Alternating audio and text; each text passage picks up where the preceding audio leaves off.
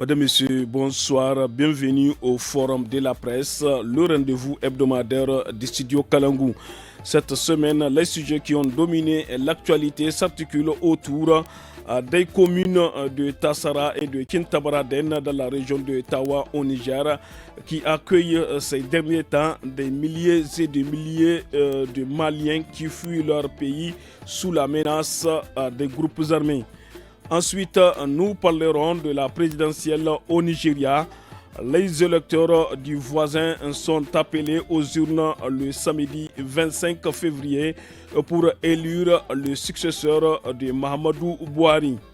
L'actualité, c'est aussi les conclusions du 36e sommet des chefs d'État de l'Union africaine achevé dimanche 19 février à Addis Abeba en Éthiopie. Pour commenter et analyser tous ces faits, j'ai le plaisir de recevoir Maimouna Diado, journaliste indépendante. Maimouna Diado, bonsoir. Bonsoir, Mokhtar. Garé Amadou, journaliste au quotidien La Nation. Garé Amadou, bonsoir. Oui, bonsoir. Et Abba Arimi, journaliste à la radio alternative. Abba Arimi, bonsoir. Bonsoir, Mokhtar. À la modération, je suis Mokhtar Hamadou.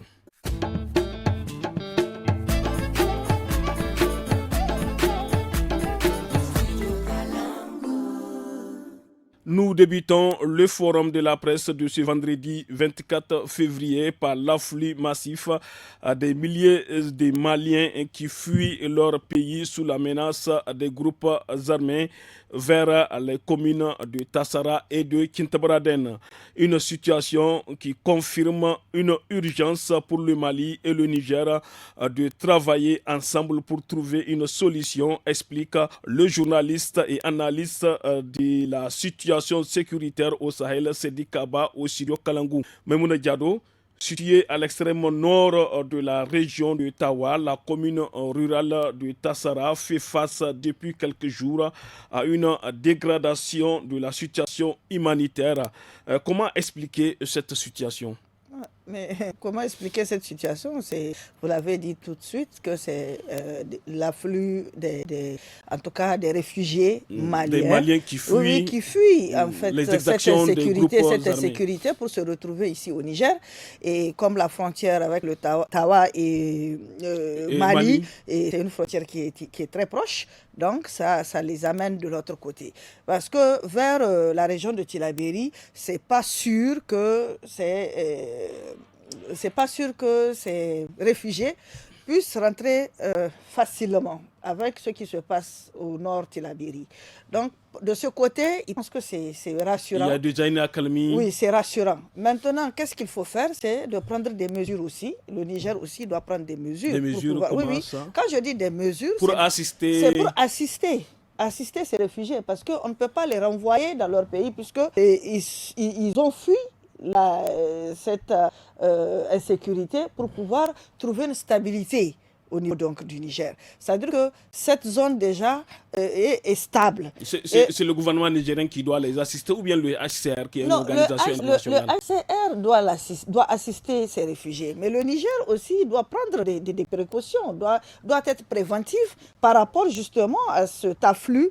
Donc c'est au Niger de faire les premiers gestes. Oui, de réfugiés qui viennent ici. Parce que, comme on le dit, aujourd'hui on ne parle pas de gouvernement, mais on parle de population. Et ça n'a rien à voir, je pense bien, avec soit les sanctions de la CEDEAO, soit autre chose, mais il faut regarder que ces populations n'ont pratiquement rien trouvé que de revenir de ce côté, parce que c'est juste pour trouver refuge, pour trouver une tranquillité et également continuer de l'avant. Maintenant, le HCR doit les assister, le Niger en tant que pays qui accueillent ces réfugiés doivent également assister ces réfugiés-là, parce qu'on ne sait jamais. Nous autres concitoyens peuvent se retrouver dans un autre pays comme le Mali, ou pourquoi pas, comme l'Algérie et tout. Et c'est ça, en fait, les mesures préventives, c'est de savoir qu'en rentrant au Niger, qu'il n'y ait pas aussi des menaces. De savoir qui rentre. Qui rentre comme réfugiés au niveau donc, de Tassara. Parce qu'il ne faut pas que les groupes terroristes infiltrent également ces réfugiés qui s'y mènent dans notre localité, dans la localité de Tawa. C'est très important. Vous voulez dire que les autorités doivent être très vigilantes par rapport à ça. Connaître qui vient et connaître qui est sur le territoire nigérien aujourd'hui comme réfugié. Le statut de réfugié, c'est vrai, c'est permis de donner à ceux qui fuient la guerre pour venir, mais il faut savoir, comme je l'ai dit, parce que c'est vraiment des cases, des passages où ils peuvent être infiltrés à tout moment. C'est très important. Donc, du point de vue sécuritaire, des mesures préventives doivent être faites au niveau de cette frontière entre le Mali et le Niger, vers Tawa. Merci beaucoup, Memouna Diado. Gare Amadou, selon le maire de Tassara, Ibrahim Mohamed, l'arrivée de ces réfugiés exerce une pression sur les ressources en eau et le pâturage. Que faut-il faire à court, moyen et long terme? Non, ce qu'il faut faire, c'est vraiment que l'État, avec les partenaires, puisse engager, en tout cas, prendre des mesures pour pouvoir apporter de l'assistance à ces populations-là qui sont pratiquement en détresse. Vous savez, le Niger a la particularité d'être le pays, quoi qu'on dise, qui abrite les populations victimes d'insécurité. Vous n'avez pas de populations nigériennes qui quittent le Niger pour partir dans un autre pays. Donc, c'est déjà très important. Oui, parce que ça met à mal toute la rhétorique. Quand on dit aux gens que non, le Niger, vraiment, la gestion de la question sécuritaire par rapport aux autres pays est différente, les gens pensent qu'on dit ça comme ça. Non, c'est que malheureusement, les faits nous donnent raison. Que même ces populations-là, le Niger accueille des populations de réfugiés du Nigeria. Le Niger accueille des populations du Mali, même des populations du Burkina. Tout le monde, dès qu'il y a un problème, ils viennent ici. Pourquoi? Parce qu'ils se disent que c'est le pays qui gère mieux la question sécuritaire. Aujourd'hui, au Mali, une grande partie du territoire, le nord, échappe complètement aux forces armées maliennes et aux éléments de Wagner. À tel point que non seulement les terroristes ont chacun une portion dans laquelle ils évoluent, n'est-ce pas? Je parle de l'État islamique et le groupe de soutien à l'islam et aux musulmans, chacun a son territoire. Et même, ils arrivent à se faire la guerre entre eux sur cet espace-là. C'est pour vous dire à quel point ces populations-là... Faites allusion à la zone de Ménaka. Oui, la zone de Ménaka et d'autres localités. Oui. Récemment, Yadagali était à Ménaka, après il est parti à Gao, tranquillement. Tranquillement, c'est-à-dire, il a même fait des vidéos, il a posté. C'est pour vous dire que... Vous avez des preuves? Non, les vidéos ont été postées, c'est clair, je n'invente rien du tout. Et donc, vous avez des situations où les populations ne savent plus à quel sens se vouer. Et vers qui ils se tournent? Vers le Niger. Oui, mais Gare Amadou, quand des réfugiés viennent avec leurs animaux, est-ce là, il n'y a pas de problème? Non, écoutez, c'est ce que Memouna a dit. Dans tous les cas, quelle que soit la situation, nous sommes contraints de les accueillir. Mais c'est nous savons faire ça, le Niger, je vous dis. Ce n'est pas maintenant que le Niger a commencé à accueillir ces réfugiés-là. Depuis que, en 2012 ou en 2011, quand les djihadistes ont envahi le Mali, le Niger a commencé à recevoir les réfugiés maliens. Et il y en a qui, depuis longtemps, ils sont ici. Les camps de Mangaïsé, les camps de Tabarabare. Mais bien sûr. Et ils sont là. Et heureusement, le Niger est appuyé par les ONG humanitaires qui l'aident à pouvoir gérer. Et c'est pourquoi j'ai dit que pour ceux qui sont de Tassara, j'espère que le cri d'alarme du maire va être entendu. Les ONG sont déjà là, n'est-ce pas? Et ces ONG-là savent qu'il y a une sorte d'urgence à partir à Tassara, à apporter tout le nécessaire en matière d'eau, en matière de santé, n'est-ce pas, en matière de vivre et tout, à ces populations qui viennent pratiquement démunies et surtout même aider le pâturage parce qu'elles se sont déplacées avec leurs animaux. Donc, je crois qu'aujourd'hui, il y a une autre charge, mais nous prenons ces charges-là, je parle du Niger, nous sommes habitués à ça, nous prenons ça à bras le corps, n'est-ce pas? Nous accueillons. Mais est-ce que le Niger peut accueillir tout... Le Niger n'a pas le choix. Écoutez, ces gens-là n'ont pas demandé à venir ici. Ils ont été contraints par l'insécurité. Et à partir du moment où ils ont été contraints, ça ce n'est que le début. Même si toute la population du Mali dit qu'elle va venir au Niger pour se réfugier, mais nous allons les accueillir. Parce que c'est une partie de nous. Quel que soit ce qu'on peut dire, quel que soit ce qu'on peut... On entend des trucs sur les réseaux sociaux où des gens se mettent à attaquer les autorités nigériennes, ils les insultent. Mais malgré tout, nous considérons que c'est la même chose. C'est le même peuple. Si toute la population du Mali traverse la frontière et vient, on sera obligé de les gérer. C'est clair et net. Il n'y a rien à faire. On n'a pas d'autre alternative. On n'a que ça à faire. Et donc aujourd'hui, moi je suis extrêmement inquiet parce que les enfants qui viennent du nord du Mali ne sont pas du tout rassurantes. Parce que non seulement il y a la question du terrorisme, mais il y a une sorte de remobilisation des groupes rebelles. Les ex-groupes, parce que vous savez les accords... Quel groupe rebelle? Les signataires, oui, les signataires des accords d'Alger de 2015. Vous savez, les accords d'Alger de 2015, il y a une certaine opinion publique malienne, n'est-ce pas, qui est en train de batailler pour qu'on puisse les rejeter. Parce que moi, j'ai assisté à un débat justement avec Sédik Abba une fois là sur Twitter, un débat en ligne, dans lequel on avait évoqué ça. Comment est-ce que la gestion sécuritaire du Niger est différente de la gestion sécuritaire du Mali? Comment est-ce que la gestion de la rébellion au Niger a été mieux maîtrisée que celle du Mali? Le Niger aujourd'hui, c'est un exemple. Mais là-bas, ce qui se passe aujourd'hui, je vous dis, Mokhtar, il y a des réfugiés qui vont venir. Hein. Il y a des réfugiés qui vont venir parce que les groupes armés, d'abord, ils voient que dans la nouvelle constitution malienne qui va être votée, on ne parle même pas de l'autonomie. Non, parce que les accords ne demandent pas l'indépendance, mais des pouvoirs plus élargis au niveau des régions, une sorte de décentralisation. Mais ils ont constaté que dans la Constitution, il n'y a plus cela. Et donc aujourd'hui, ils sont en train de s'organiser, non seulement pour assurer la sécurité de la zone, n'est-ce pas? Ils sont en train de s'organiser, la plateforme et puis le SEMA, ils sont en train de s'organiser pour assurer la sécurité. Quelle attitude adoptée par rapport aux autorités de la transition qui semblent dans une dynamique de rejet total des accords de paix d'Alger? Merci beaucoup, Gary Amadou. Abachari Arimi, le gouvernement a-t-il les moyens pour techniquement apporter des réponses humanitaires à tous ces réfugiés vivant sur le sol national? Il serait bien de connaître l'ampleur du déplacement de nos frères. Oui, après Tassara, maliens, Kintabranen, oui. aussi la commune aussi de Kintabranen a accueilli C'est normal. Vous pouvez même trouver que plus de la moitié, peut-être même à la nationalité nigérienne, c'est possible. Parce que il faut toujours tenir compte de l'histoire. Nos frontières, elles sont fictives, n'est-ce pas? Elles nous ont été imposées, n'est-ce pas? C'est pourquoi ça a commencé à Difa, n'est-ce pas? Il y avait des déplacés internes, naturellement plus nombreux que les déplacés étrangers, comme on dit entre guillemets, que les réfugiés. Mais le déplacement en situation d'insécurité, ça s'impose. On le voit partout actuellement, les Ukrainiens qui sont partout en Europe, les Syriens qui sont partout en Europe. Et naturellement, les gens vont là où ça va mieux. Ça va mieux. Voilà. Et donc, ils ont préféré venir du côté de Tassara, de Télia, parce que ça va encore.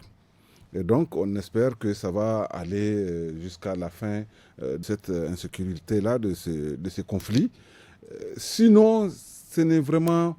Il n'y a pas à se casser la tête. On sait ce qu'il faut désormais, je crois, au Niger. En 2015, il y avait plus de 400 000 déplacés au Niger. Maliens, Nigériens et déplacés internes, on était autour de 450 000 déplacés. Bon, tant bien que mal, les gens ont pu faire face. Sinon, il est bien normal que les gens se déplacent avec leurs animaux, parce que même ça, quand ils se déplacent, souvent c'est bradé. Moi, j'ai fait des études de cas où des gens se sont déplacés avec des centaines de têtes. Ils se retrouvent avec une ou deux têtes de brebis, de vaches, parfois même avec rien du tout. Et donc, c'est ce qui va arriver. Et la pression sur les ressources naturelles, parce que ce n'est plus les... Parfois même, le mode d'exploitation change. Donc, l'État du Niger, qui que ce soit qui va aider se déplacer, c'est à travers l'État du Niger. Et aujourd'hui, tellement il y a des déplacés de par le monde entier, et particulièrement au Sahel, que les organisations internationales sont avisées, et c'est même des organisations souvent qui sont spécialisées, qui préviennent ce genre de déplacement et qui parviennent à faire face. On suppose qu'ils se sont bien préparés pour recevoir ses frères et sœurs maliennes. Et puis, voilà, l'État... Aussi, vous voyez, il n'y a pas beaucoup de bruit autour. C'est vrai que le maire, c'est une petite commune, les gens doublent la population de la commune tout de suite. Bon, il faut bien qu'il y ait des investissements en biens alimentaires et non alimentaires, parce que c'est d'abord d'abri qu'ils ont besoin d'eau et d'assainissement, ainsi de suite. Bon, les gens vont faire face. Moi, je pense que vu le peuplement de cette zone, ce n'est pas une zone particulièrement peuplée, que ce soit du côté du Niger ou du Mali. Bon, ce n'est pas vraiment des millions de personnes qui vont se déplacer. C'est peu de personnes qui vont venir et il faut pouvoir faire face. Et souvent, c'est la période d'urgence, c'est-à-dire les 2-3 premiers mois qui sont compliqués. Après, les ONG maîtrisent, après, eux-mêmes, ils commencent à se déplacer, à comprendre le circuit. Et souvent, c'est des gens qui connaissent, ils ne sont même pas en fait dans les camps. ils sont dans des familles. Les familles accueillent plus que les camps généralement. En fait, c'est ça aussi qu'il faut se le dire. Donc vraiment, ça va aller. Moi, plutôt vraiment, c'est pour la survie de ces personnes-là qui quittent leur terroir. Voilà quoi. Merci beaucoup, Abakar Arimi. Rapidement, Maïmouna. Rapidement, ce que je voudrais surtout suggérer, c'est vraiment que ces autorités commencent déjà à inculquer la vie en société. Que ces populations de Tassara arrivent à déjà s'ouvrir à ces réfugiés-là, à rester en symbiose. Donc, il faut qu'on travaille sur ça, qu'on arrive à sensibiliser, que c'est bien bon de rester dans la cohésion sociale. C'est très important, la cohésion sociale. Voilà merci à tous. On a servi une courte pause.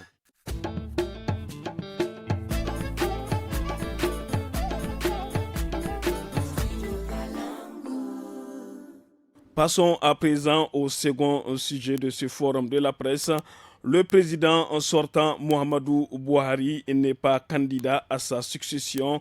La constitution de 1999 interdisant à un président d'effectuer plus de 2 mandats son parti, le congrès des progressistes APC présente la candidature de Bola Tinubu, tandis que le principal parti d'opposition, le Parti démocratique populaire PDP, présente à nouveau celle d'Atiku Abubakar. Les candidats des 2 partis traditionnels sont cependant confrontés à la popularité grandissante de Peter Obi, candidat du Parti travailliste. Gary Amadou, que faut-il comprendre ou retenir au sujet de ces élections au Nigeria? En tout cas, ce sont des élections qui sont complètement incertaines pour moi. Vous savez, au Nigeria, tout est géant. En fait. Incertaine, c'est-à-dire l'issue, personne ne peut vous dire. Bien sûr, il y a quelqu'un qui est favori, c'est Bola Tinubu, oui, voilà, qui vient du parti présidentiel, voilà, qui est soutenu par le président, n'est-ce pas, et son parti. Et donc, on peut a priori dire que c'est lui le favori, mais il faut faire extrêmement attention. J'ai dit, le Nigeria, c'est le pays gigantisme. C'est un pays dont on dit qu'il a une population d'environ 200 millions d'habitants, n'est-ce pas? Et là, les votants, on vous parle de combien? 92 millions de votants. Ce n'est pas nos petits 4 millions là qu'on voit. Voilà, 92 millions de votants. Voilà, donc, voilà, on dit, voilà, des inscrits, on parle de 146 000 bureaux de vote. Et, je ne sais pas, etc. Et on dit qu'il y aura peut-être des bureaux de vote qui seront fermés pour cause d'insécurité. Ils ne pourront pas ouvrir. Mais pourquoi j'ai dit que ces élections-là sont incertaines? Vous avez 2 candidats, n'est-ce pas, dont un qui est du nord, Atiku Abubakar, n'est-ce pas, et l'autre qui est de la zone Yoruba. Mais ils ont la particularité d'être musulmans, ce qui est un atout au Nigeria, en tout cas. C'est-à-dire que, a priori, on peut considérer que Bola va avoir le vote des Yoruba. Parce qu'au Nigeria, le vote est ethnique. Bon, dans la plupart des pays de la sous-région, c'est comme ça que ça se passe. Et Bola va avoir le vote des Yoruba. Mais Bola va avoir encore des votes de musulmans parce qu'il est musulman. Atiku va avoir le vote pratiquement du nord, on peut le supposer. Mais celui qui est le grain de sable dans la machine, c'est Obi. Parce que les chrétiens, les Imo et consorts là, ils vont voter pour lui. Hein. Ils vont voter pour le chrétien. Et donc c'est pourquoi il risque de fausser le jeu. Est-ce que vous comprenez? C'est-à-dire que la loi nigériane dit que pour être élu président, n'est-ce pas, il faut avoir plus de 25% de votes favorables au premier tour. Voilà, dans 2 tiers des États. 2 tiers des États. Et donc, si on n'a pas ça, il faut aller au 2e tour. Et quand on va aller au 2e tour, eh bien, Peter Obi sera le faiseur de roi. Voilà la situation dans laquelle on est. Lui, comment on appelle le challenger de Buhari qui avait mordu la poussière 2 fois. Non, pas Bola. Atiku Abubakar. Il pense que c'est son heure qui est venue. C'est sa chance. Mais ce n'est pas évident parce que le parti de Buhari, là, ce n'est pas un petit parti. Et on voit la campagne qu'ils sont en train de mener. Je crois que, pour moi, en tout cas, le calcul que j'ai fait... Mais au Nigeria, est-ce que Buhari n'a pas déçu beaucoup de... Non, Buhari a déçu. Voilà la grosse déception. Buhari, c'est quelqu'un qui a dirigé le Nigeria à l'époque des régimes militaires. Vous comprenez? Et il avait dirigé le Nigeria de main de fer parce que nous on en sait quelque chose. Parce que je me rappelle qu'à l'époque où il était président, c'était la première fois qu'on voyait des Nigériens expulsés du Nigeria. Donc c'est pas quelqu'un de très gentil en fait. Et il est venu, les gens ont pensé face à l'insécurité qu'en faisant élire Buhari... Comme c'est un militaire, un ancien militaire, un général. Mais c'était la catastrophe. Voilà un président militaire qui qui ne peut pas gérer la question sécuritaire, où la question sécuritaire s'est complètement dégradée au Nigeria, à tel point où vous avez des terroristes qui attaquent Abuja, une prison qui libère des prisonniers. Abuja, une prison d'Abuja. La capitale. Qui interceptent des bateaux, qui enlèvent. C'est-à-dire, c'est une grosse pagaille. Moi, je dis que non, le bilan de Buhari est honteux. Il est honteux. Il y a eu les filles de Chibok, il y a eu des enlèvements par-ci, des enlèvements par... Mais pire, au terrorisme est venu se graffer le banditisme. C'est-à-dire les kidnappeurs. Le vol de bétail, les kidnappings. Mais Buhari, c'est un échec pitoyable. Et pour moi, ça peut être effectivement quelque chose qui peut faire réfléchir les Nigériens. Pourquoi? Les Nigériens ont élu Buhari pensant qu'il doit avoir une solution. Buhari échoue. Et Buhari, il brandit un autre candidat. Est-ce que ça ne favorise pas le candidat, notre Atiku? Les gens seront tentés de tester Atiku. Ils vont dire, ah non, la carte de Buhari, non, pardon, merci beaucoup. Nous, on n'en veut pas, parce qu'on a vu ce que ça a donné. Ebola va venir, c'est la continuité. Ah non, vraiment, ça suffit. Et surtout vers la fin de ce mandat, avec la pagaille au niveau de la monnaie. Mais bien sûr, non, la monnaie, oui, ça c'est une tactique. Vous savez, on change de monnaie, par contre, on considère qu'Atiku a des caisses d'anciens billets dans son truc. Pour faire la campagne. Mais bien sûr. Merci beaucoup, Gare Amadou. Abakari Arimi, le président sortant Mohamedou Buhari est l'objet de vives critiques, je le disais tantôt avec Gare, en raison de l'incapacité de son gouvernement à lutter efficacement contre la criminalité et les groupes armés, dont notamment Boko Haram. Quelle est votre opinion? Bon, je serais moins tranché que Gare. Pour qui connaît le Nigeria, il l'a d'ailleurs dit, c'est un mastodonte. C'est 250 millions de personnes peut-être. C'est-à-dire le Nigeria à seul complète tout en Afrique et c'est la plus grosse économie. C'est la première économie en Afrique, c'est la première vraiment puissance démographique en Afrique. L'avoir géré sous un régime militaire en tant que très bon dictateur, et sous un régime démocratique, ce n'est pas la même chose. Mais pour qui n'a pas oublié vraiment les déboires de l'armée nigériane avant son arrivée, et aujourd'hui, c'est quand même extrêmement différent. C'est vrai que lui, en venant au pouvoir, ça veut dire que vers son deuxième mandat, il a quand même... oui, sincèrement, il faut le dire. Et si... à Difa et au Tchad, au Cameroun, on a une meilleure maîtrise de la situation, n'est-ce pas, et une collaboration qui s'est très bien passée avec les autres armées nationales. Je pense qu'il y a un peu de Buhari aussi là-dedans. Mais aussi, il ne faut pas oublier qu'il est quand même venu au pouvoir. Ici au Niger, on a beaucoup félicité le président Bazoum, comme quoi c'est la première alternance. Et lui aussi, il est venu quand même suite à une première alternance et étant quand même de l'opposition. Et donc c'est extrêmement important. Maintenant, il est obligé de se baser sur EPICI pour venir au pouvoir, n'est-ce pas? Et aujourd'hui, il rend la monnaie un peu à Bola.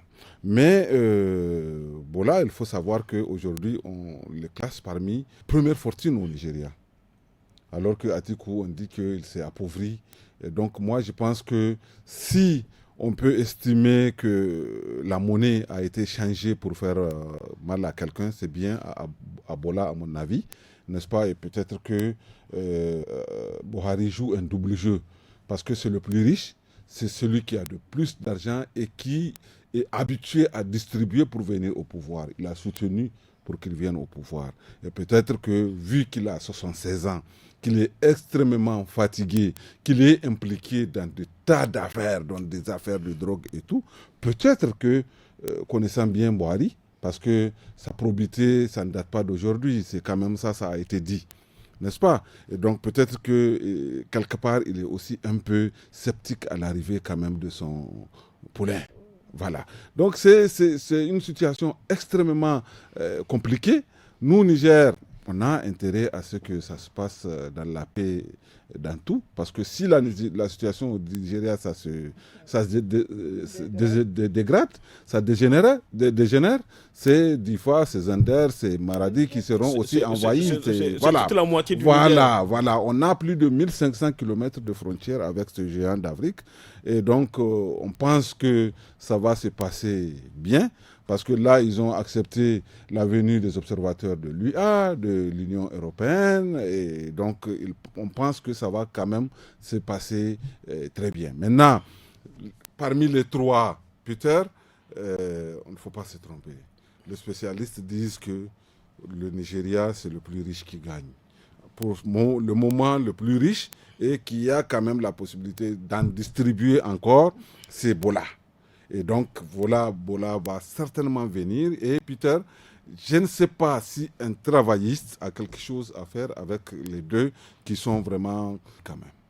Merci beaucoup, Abakari Arimi. Memoune Diado, quelles sont à présent les attentes des Nigériens et même des Nigérians au sujet de ces élections? Mais c'est d'abord la question de la sécurité, la question sécuritaire. Il faut que le président qui sera élu soit quand même capable de mettre fin à cette situation d'insécurité qui a tellement, en tout cas, affaibli une partie du Nigeria et qui est en train aujourd'hui d'affaiblir également une partie du Niger, puisque Difa et le Nigeria, c'est à peu près la même chose. Donc, il faut vraiment un président qui aura cette lourde tâche et de mettre fin à cette insécurité, de ramener la paix au Niger et au niveau donc du Nigeria, et une stabilité au niveau donc du Nigeria, et également l'économie. Comment est-ce qu'il faut aujourd'hui également faire en sorte de rehausser l'économie et de stabiliser l'économie. Donc, ce sont ces attentes-là dont les populations ont besoin. Aujourd'hui, je félicite parce que c'est un pays anglophone. Les pays anglophones respectent en tout cas leur cahier de charge. Ça veut dire qu'ils respectent les mandats. Alors que c'est totalement différent dans nos pays africains francophones, où certains présidents jusque-là cherchent à vraiment s'éterniser au pouvoir, à mourir au pouvoir, à être aujourd'hui des rois et non des présidents. Donc je me dis que de l'autre côté, vraiment, il faut saluer le dynamisme en tout cas qui a été donné au niveau donc, du Nigeria par rapport à sa démocratie. Et ensuite, comme l'a dit les autres, parce qu'au Nigeria, les élections, on a vu, c'est des surprises. Ils peuvent avoir des surprises. Ce n'est pas parce que c'est le poulain de Buhari aujourd'hui qu'il peut remporter. Non. Et ils peuvent avoir des calculs tout bonnement qui peut être en faveur de l'opposant.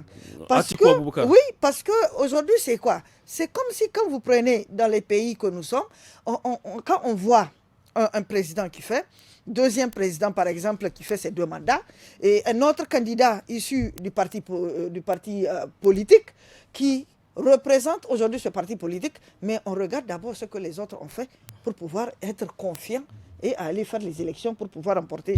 Mais si il y a déjà des critiques qui viennent d'un peu partout, qui n'est pas aussi, non seulement au Nigeria, parce que le président Buhari est un peu critiqué un peu partout, c'est pas seulement au Nigeria.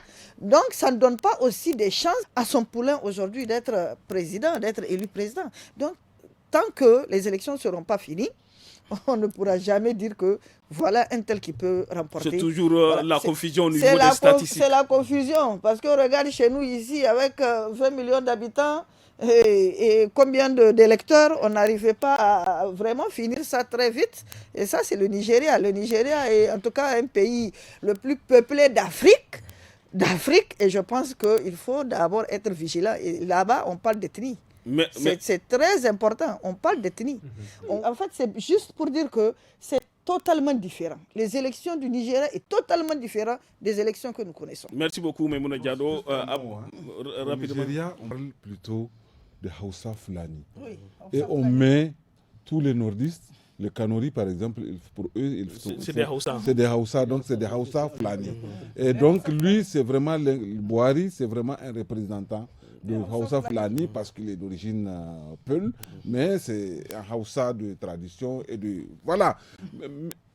L'autre chose que je voulais souligner, le rapport Niger-Nigeria, au plan économique, est tellement développé qu'on ne voit pas, mais vraiment c'est un pôle extrêmement important pour l'économie du Niger. Et il faut ajouter à ça le chemin de fer qui quitte le Nigeria pour Maradi en ce moment.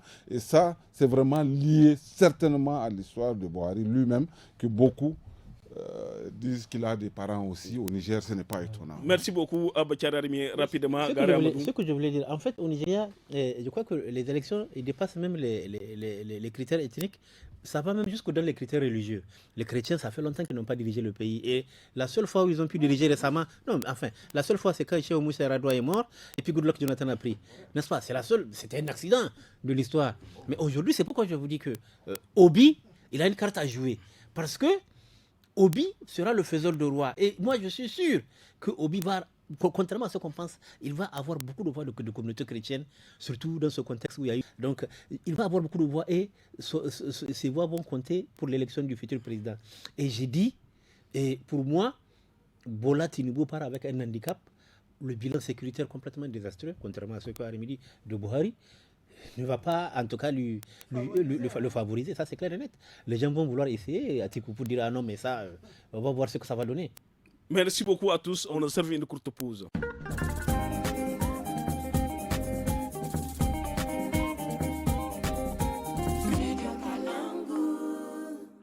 Le 36e sommet des chefs d'État de l'Union africaine s'est achevé dimanche 19 février à Addis Abeba en Éthiopie. Les protagonistes ont adopté des dizaines de décisions, déclarations, résolutions et autres motions qui avaient été âprement discutées au sein du conseil exécutif de l'organisation.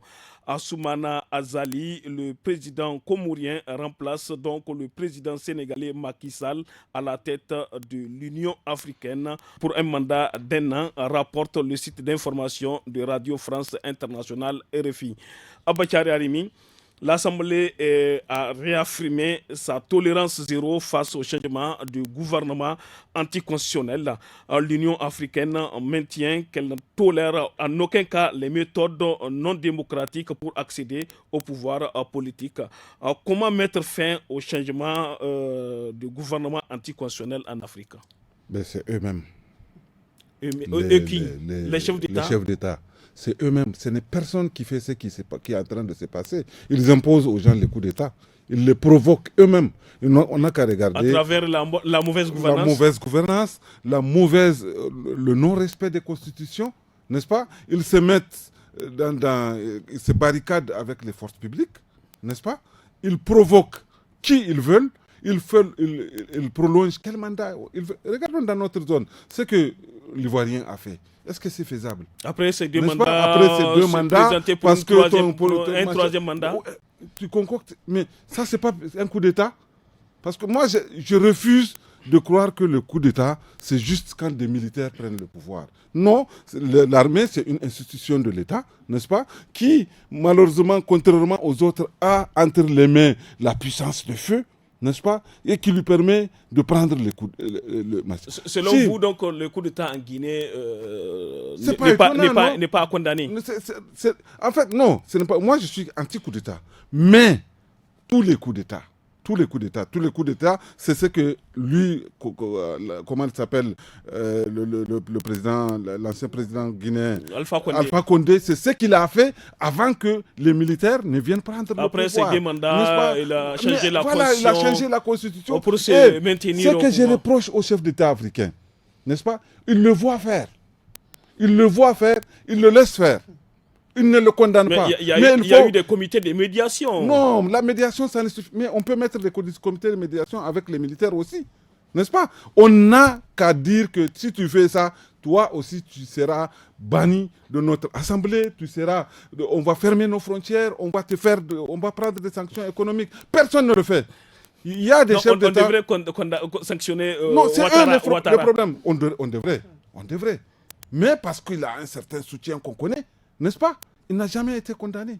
Soutien par qui? Par les mêmes chefs d'État ou par qui? Mais écoute, c'est lui qui est par ses pairs. D'abord par ses pairs, n'est-ce pas? Et lui-même, moi, je suis étonné quand lui peut se permettre de condamner les Ivoiriens, les Maliens ou les Burkinabés. Il est pire. Parce que, heureusement pour lui, là, c'est une armée qui a connu récemment la guerre et tout, et c'est lui qui a mis tout en place, il s'est barricadé derrière et puis ça a marché. Mais quand vous faites ça, c'est le voleur qui crie au voleur, n'est-ce pas? Moi, je pense que c'est tellement simple. Moi, je pense qu'il n'y a aucun militaire qui oserait, dans ce contexte-là, prendre le pouvoir tant que les conditions ne sont pas créées par les gouvernants eux-mêmes. Quand vous érigez l'injustice en règle, quand vous érigez le vol, la corruption en règle de gestion, de mode de gestion, ça ne peut pas marcher. Si les gens ne font pas de coup d'État, eh bien c'est l'insécurité que nous connaissons là qui risque de grandir. Parce que plus les gens sont frustrés, plus ils vivent l'injustice dans leur propre terre, mieux ils n'ont pas où aller. Mais ils ne peuvent que se réfugier ou derrière le coup d'État ou derrière l'insécurité. C'est aussi simple que ça. Merci beaucoup, Abachar Arimi, Memouna Diado. Samedi 18 février, les pays membres de la CEDEAO réunis à Addis Abeba avaient également décidé de maintenir leurs sanctions contre le Mali, le Burkina Faso et la Guinée et d'imposer en outre des interdictions de voyager aux membres du gouvernement et aux représentants de ces pays.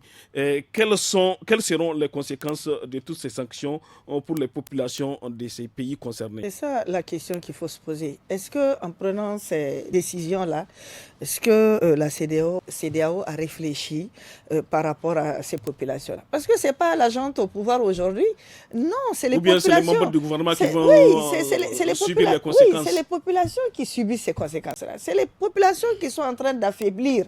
Et non les membres du gouvernement. Les membres du gouvernement, moi je me dis que c'est des gens qui sont tellement aisés, ils n'ont rien à cirer. Mais quand vous prenez des mesures concernant toute une population, tout un pays, des pays comme le Mali, le Burkina Faso et la Guinée, mais c'est grave.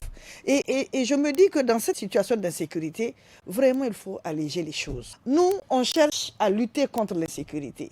Mais quand vous prenez des sanctions, alors que ce sont des pays aujourd'hui qui sont confrontés par l'insécurité, il faut trouver le mécanisme de se rapprocher, le mécanisme de voir comment est-ce que les pays réunis là peuvent au moins s'entraider pour pouvoir finir avec cette insécurité au lieu d'aller à chaque fois prendre des décisions. Mais est-ce que la CEDEAO, elle seule, a les moyens pour faire face à ce qui se vit dans nos États au Sahel? C'est ce que je suis en train de dire. La CEDEAO devrait réfléchir à voir comment est-ce que on peut amener, par exemple, à tel pays à amener leurs militaires, tel autre, je ne sais pas, des conventions entre d'autres pays pour pouvoir mettre fin à ça. Parce que plus vous prenez des décisions qui vont affaiblir ces populations-là, mais c'est plus ces populations-là qui sont touchées aujourd'hui, ce sont ces populations-là qui vont encore se rebeller. C'est-à-dire que...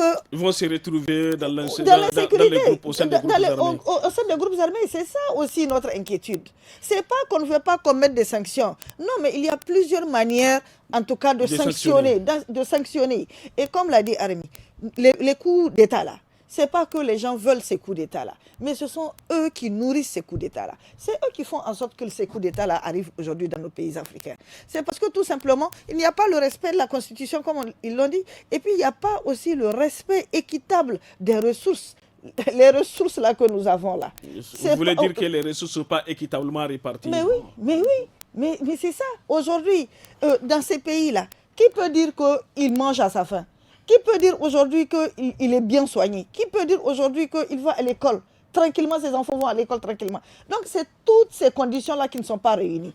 Aujourd'hui, en mettant des sanctions, moi, je vois que c'est pas le moment de mettre la pression sur ces pays-là. Trouver le mécanisme d'amener ces militaires qui sont au pouvoir aujourd'hui, de rester sur une table de négociation et de voir comment est-ce que les choses vont avancer. C'est mieux que de faire, en tout cas, mettre la pression sur des sanctions où c'est les populations, le bas monde là, qui est en train de souffrir aujourd'hui.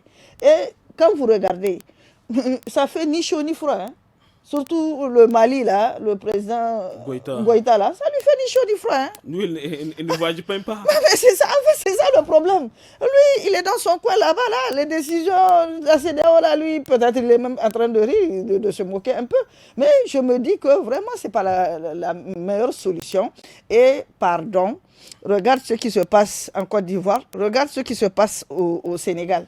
Ça là, je pense que la CEDEAO a beaucoup de choses à faire que de venir mettre des sanctions à ces pays-là. Contre le Mali, le Burkina Le Mali, Faso le Burkina et la Guinée. Allez-y régler cette situation de révision de mandat de vos autres pairs-là qui veulent rester coûte que coûte, en tout cas, sur le trône, ou bien parce que c'est un trône maintenant. On ne parle pas de fauteuil présidentiel. Merci beaucoup, Maïmouna Diado. Gary Amadou, parmi les annonces, l'organisation d'une conférence sur la Libye et la création d'une zone de libre-échange continentale africaine.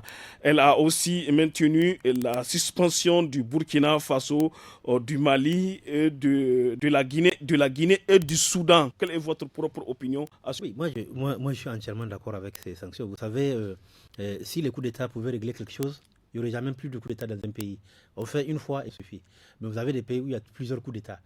L'argument, c'est-à-dire que la mauvaise gouvernance, non. Je pense que les militaires, dans leur compagnie, quand on les forme, on ne leur apprend pas à faire le coup d'État. On leur apprend à faire la guerre. Aujourd'hui, les pétés au terrorisme, leur travail, là, c'est partir faire la guerre. Laisser les citoyens gérer les problèmes politiques et sociaux. Il y a la société civile. Non, il y a les partis politiques. Moi, je pense que l'intelligence des Africains, moquer de notre intelligence. Parce que vouloir dire que parce qu'il y a la mauvaise gouvernance, non, il faut que le militaire vienne prendre le pouvoir. Non, c'est comme si on fait la négation des partis politiques, on fait la négation de la société civile. Ce sont ces structures-là qui ne jouent pas leur rôle. Vous aurez la parole. Je vais vous dire, les gens ne s'assument pas, en fait. Voilà le problème. Les gens, ils se cachent, excusez-moi de leur lâcheté, pour vouloir faire des militaires au pouvoir, mais ça ne marche. Mais ici Gary Amadou, deuxième chose, attends s'il te plaît. Des pays ont été suspendus, alors que le Tchad n'a pas été suspendu ici. Le Burkina, le Mali, la Guinée et le Soudan. La CEDEAO, le Tchad ne fait pas partie de la CEDEAO. Non, c'est l'Union africaine. Moi, Maïmouna a évoqué la question sécuritaire. Oui, pour Maïmouna, c'était la CEDEAO, mais pour vous, c'était l'Union africaine. Les annonces de l'Union africaine, parmi les annonces, l'organisation d'une conférence sur la Libye et la création d'une zone de libre-échange continentale africaine. L'Union africaine a aussi maintenu la suspension du Burkina Faso, du Mali, de la Guinée et du Soudan. Oui, parce que c'est des mesures qui ont été prises déjà avant. Ce n'est pas maintenant que les mesures ont été prises. Elle a maintenu les suspensions. C'est pas aujourd'hui qu'elle a suspendu ces trois pays-là. Vous faites comme si c'est au cours de ce sommet-là. Non, ce sont des sanctions qui ont été maintenues. C'est des suspensions qui ont été maintenues. Et moi, j'ai dit, je comprends. Parce que pourquoi? On n'a pas confiance à des régimes dont on a l'impression qu'ils veulent un peu soit traîner les pieds pour ne pas finir les transitions, ou bien que le leader de ces régimes-là veulent se porter candidat à les élections. Donc, ils sont méfiants, ils n'ont pas confiance. Et pour le cas du Tchad, mais c'est un Tchadien qui est secrétaire permanent de l'Union africaine. Moussa Faki, un opposant pourtant.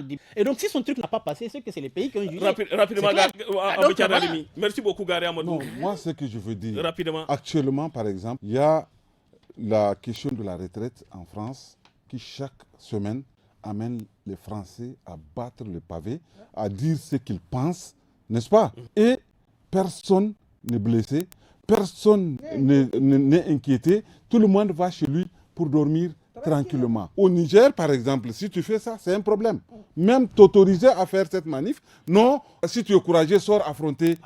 On veut que... Non, je vais finir quand même. Tu m'as dit de laisser finir. Tu me laisses finir. Tu me laisses finir. C'est tout ça qu'on s'est entendu. Non, laissez-le finir. Non. Je suis obligé de mettre fin à ce débat. Merci à tous. Nous sommes au terme de ce forum du studio Kalangou. Merci à nos invités, Maïmouna Diado, journaliste indépendante. Merci à vous, Gary Amadou, journaliste au quotidien La Nation. Merci à vous aussi, Abakari Arimi, journaliste à la radio alternative. Merci aussi à vous tous, chers auditrices, auditeurs, téléspectatrices, téléspectateurs, pour votre fidélité au programme du studio Kalangou. Rendez-vous samedi et dimanche 17h sur nos 52 radios pour suivre l'actu des jeunes suivi de tous à la FADA. Et à partir de 18h15 samedi, suivez le forum en Aura. Et dimanche, celui en Zarma. Merci beaucoup à la technique de son assurée par Amina Hassan, à la réalisation Seini Isaka. C'était Mokhtar Hamadou à la modération du forum. Merci, au revoir.